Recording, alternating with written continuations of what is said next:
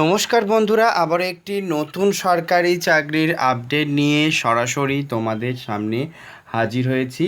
জেলা পরিষদের তরফ থেকে রাজ্যে ক্লার্ক এবং পিয়নের পদে কর্মী নিয়োগের নতুন বিজ্ঞপ্তি বা নোটিফিকেশান প্রকাশিত করলো। আজকের এই ভিডিওতে তোমাদের সাথে শেয়ার করে নেব যারা যারা ক্লার্ক এবং পিয়নের পদে আবেদন করতে ইচ্ছুক তারা কিভাবে ফর্মটিকে ফিল আপ করবে। জেলা পরিষদে ক্লার্ক ও পিয়নের পদে অফলাইনের একটি ফর্মও প্রকাশিত হয়েছে, যেটাতে তোমরা কিন্তু ফিল আপ করতে পারবে। রাজ্যে ক্লার্ক এবং পিয়নের পদে আবেদন করার জন্য সরাসরি তোমরা অফলাইনে ফর্মটিকে ফিল আপ করতে পারবে। তাই যারা আবেদন করতে ইচ্ছুক তারা যদি ফর্মটি ফিল আপ করতে চাও, ডেফিনেটলি এখানে অবশ্যই করে তোমাদের পুরো ভিডিওটা শেষ পর্যন্ত দেখতে হবে এবং তবেই কিন্তু আবেদন করতে পারবে। যারা আবেদন করতে ইচ্ছুক তারা কিন্তু এখানে সরাসরি ফর্মটিকে ফিল আপ করতে পারবে। তাহলে অবশ্যই করে তোমাদের সমস্ত ডিটেলস তোমাদের সাথে শেয়ার করব, যাতে তোমরা এখানে আবেদন করতে পারো। প্রথমেই তুলে ধরবো তোমাদের সাথে যারা যারা আবেদন করতে ইচ্ছুক তাদের জন্য কোন কোন পদে রিক্রুটমেন্ট হচ্ছে এবং সেখানে কিভাবে ফর্ম ফিল আপ করতে পারবে।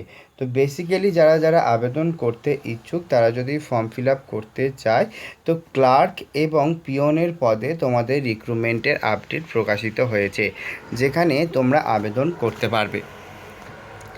এক এক করে তোমাদের সমস্ত ডিটেলস জানাবো যারা এখানে ফর্ম ফিল আপ করতে চাও।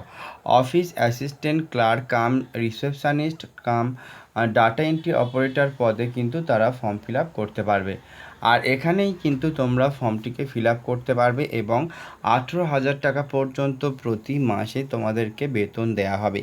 তাই যারা এই office assistant clerk cum receptionist cum data entry operator বা টাইপিস্টের পদে আবেদন করতে ইচ্ছুক তারা যদি ফর্ম ফিল আপ করতে চাও, তারা এখানে কিছু এলিজিবিলিটি ক্রাইটেরিয়া রয়েছে, সেটাও কিন্তু তোমাদের সাথে শেয়ার করব। তো প্রথমেই তোমাদেরকে জানিয়ে রাখি, এখানে যদি তোমরা ফর্ম ফিল আপ করতে চাও তাহলে গ্র্যাজুয়েশন পাস মাস্ট হতে হবে এবং গ্র্যাজুয়েশন পাস যে কোনো স্ট্রিম থেকে হতে পারে। তোমরা যে কোনো স্ট্রিম থেকে কোয়ালিফাই করলে এখানে কিন্তু আবেদন করতে পারবে। তো এখানে যদি ফর্ম ফিল আপ করতে চাও গ্র্যাজুয়েশন পাস অবশ্যই করে তোমাদের কিন্তু করতে হবে এবং তার সাথে সাথে basic word processing skill and ability to operator computer, মানে কম্পিউটার চালাতে জানতে হবে। বেসিক যদি বাংলাতে আমি তার বলি তাহলে কিন্তু বলা হচ্ছে তোমাদের কম্পিউটার চালানোর অভিজ্ঞতা অবশ্যই করে জানতে হবে এবং তার সাথে সাথে মিনিমাম যে টাইপিং স্পিড পার মিনিট রাখা হয়েছে সেটা কিন্তু 40 ওয়ার্ড পার মিনিট তোমাদের কিন্তু টাইপিং স্পিড এখানে রাখা হয়েছে।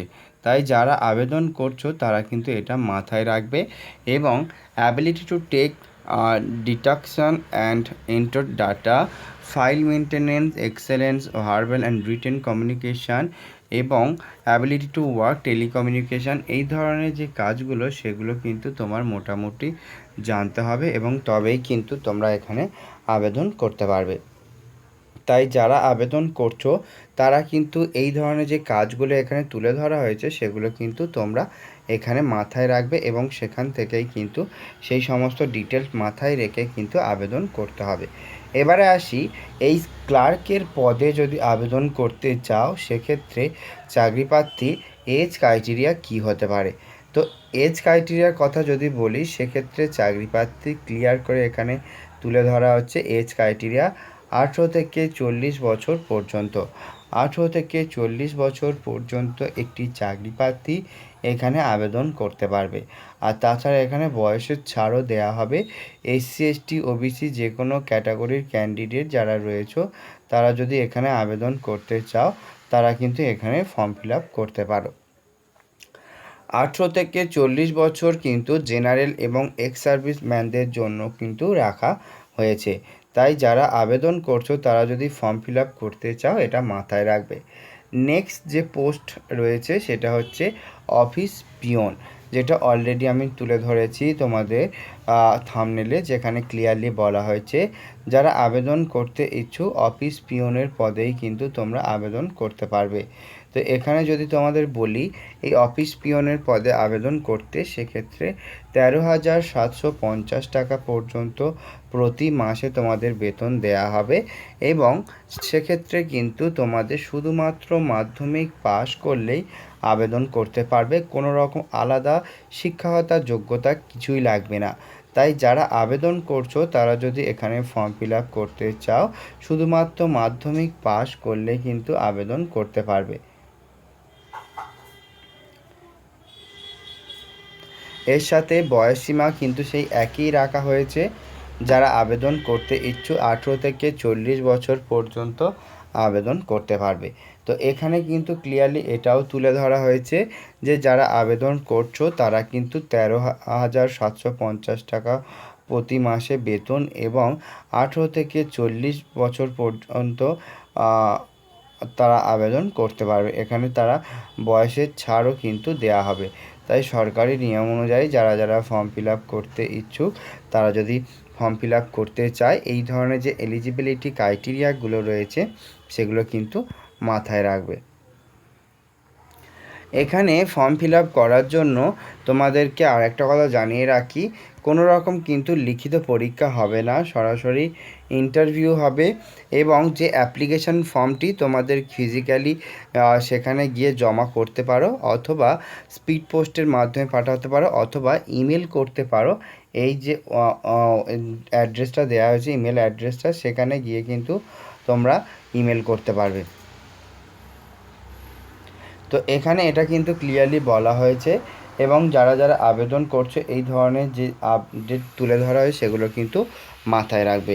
এখানে সেহেতু তোমাদের বলে রাখি, কোনো রকম পরীক্ষা হবে না, সরাসরি ইন্টারভিউ হবে এবং এই ইন্টারভিউর ওপরেই কিন্তু ভিত্তি করে চাকরি প্রার্থীদেরকে নিয়োগ করা হবে। তাই বন্ধুরা, যদি তোমরা ফর্ম ফিল আপ করতে চাও, এই ধরনের যে আপডেট তুলে ধরা হয়েছে এটা কিন্তু মাথায় রাখবে। ইন্টারভিউতে তোমরা যদি কোয়ালিফাই করো তাহলে কিন্তু তোমাদের নিয়োগ হবে। ফর্মটি কোথায় পাবে এবং ফর্মের সাথে কি কি দিতে হবে সেটাও বলে দিই। ফর্মটি পাবে কিন্তু তোমরা আমাদের ডেসক্রিপশন বক্সের লিঙ্কে, সেখান থেকেই ফর্মটি কিন্তু তোমরা পেয়ে যাচ্ছ এবং ফর্মের সাথে as a proof of age certificate, তার সাথে অ্যাডমিট কার্ড, সার্টিফিকেট অফ মাধ্যমিকের সার্টিফিকেট লাগছে, মাধ্যমিক পাস সার্টিফিকেট, এবং যারা ডাটা এন্ট্রি অপারেটরের জন্য আবেদন করছো ক্লার্কের জন্য, তারা গ্র্যাজুয়েশন সার্টিফিকেটও কিন্তু দিতে পারো। বাট যারা অফিস পিওনের জন্য আবেদন করছো তারা শুধুমাত্র এখানে এই ডিটেলসটা দিলেই কিন্তু হয়ে যাবে। এখানে যদি কাস্ট প্রুফ সার্টিফিকেট থাকে সেটা দিতে পারো, তার সাথে সাথে যদি কোনো রকম ভোটার কার্ড, আইডি প্রুফ হিসেবে কিছু থাকে সেটাও কিন্তু তোমরা দিতে পারো। এগুলোকে দিয়ে কোনো রকম আবেদন মূল্য ছাড়াই সরাসরি কিন্তু তোমরা ফর্মটিকে ফিল আপ করতে পারবে। এবারে আসি ফর্ম ফিল আপ করার পদ্ধতি। ফর্ম ফিল আপ করতে হবে, পাশেই দেখতে পাচ্ছ এখানে একটি ফর্ম দেওয়া হয়েছে। এই ফর্মটি ফিল আপ করার জন্য পাশে যেই পাসপোর্ট সাইজ ফটোগ্রাফ রয়েছে সেই পাসপোর্ট সাইজ ফটোগ্রাফটাকে তোমাকে এখানে অ্যাটাচ করতে হবে এবং তার সাথে তোমাদেরকে বলা হচ্ছে যারা আবেদন করছো তাদেরকে এই যে অ্যাড্রেস দেওয়া হয়েছে সেই অ্যাড্রেসেই কিন্তু তোমাদের ফর্মটিকে ফিল আপ করে পাঠাতে হবে এবং এখানে কিন্তু ক্লিয়ারলি বলা হচ্ছে ফর্মটিকে ফিল আপ করার জন্য তোমার এখানে নেম অফ দ্য পোস্ট, অবশ্যই কোন পোস্টের জন্য আবেদন করতে ইচ্ছুক সেটা এখানে মাথায় রাখবে এবং তারপরে ফার্স্ট যেটা রয়েছে অ্যাপ্লিকেন্ট নেম।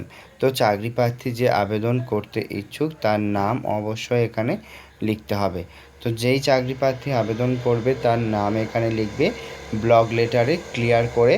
তারপরে সেকেন্ড কিন্তু বাবার নাম অথবা হাজব্যান্ড নেম, যদি কোনো বিবাহিতা মহিলা আবেদন করে সেক্ষেত্রে তার হাজব্যান্ড নেম এখানে কিন্তু লিখতে হবে।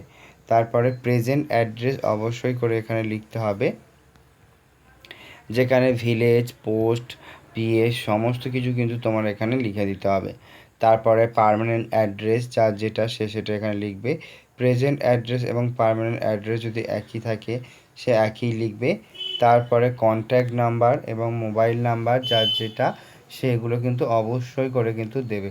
তো চাকরি প্রার্থী যারা ফর্ম ফিল আপ করতে ইচ্ছুক এই ধরনের সমস্ত ডিটেল তারা এখানে দেবে। ইমেল অ্যাড্রেস অবশ্যই করে এখানে দিতে হবে এবং তার সাথে সাথে ডেট অফ বার্থ এখানে লিখতে হবে। চাকরি প্রার্থী যে আবেদন করতে ইচ্ছুক তার ডেট অফ বার্থ কী রয়েছে সে অবশ্যই এখানে মেনশন করবে। তারপরে তার ন্যাশনালিটি অবশ্যই ইন্ডিয়ান লিখে দেবে এখানে। আধার নাম্বার, ভোটার কার্ড নাম্বার অবশ্যই তার লিখতে হবে। তারপরে আসছি তোমার এডুকেশন কোয়ালিফিকেশান সার্টিফিকেটের ডিটেল যেটা দিতে হবে সেটা, যেখানে কোন এক্সামে পাস, স্কুল, কলেজ, তারপরে কবে পাস করেছো, ডিভিশন কত, কী কী সাবজেক্ট ছিল সেগুলো, তারপরে any other information that you provide them, তো সেটা এখানে দিতে পারো। তারপরে কম্পিউটারের ডিটেলস, যারা যারা আবেদন করছো সেই কম্পিউটারের ডিটেলস এখানে দিতে হবে।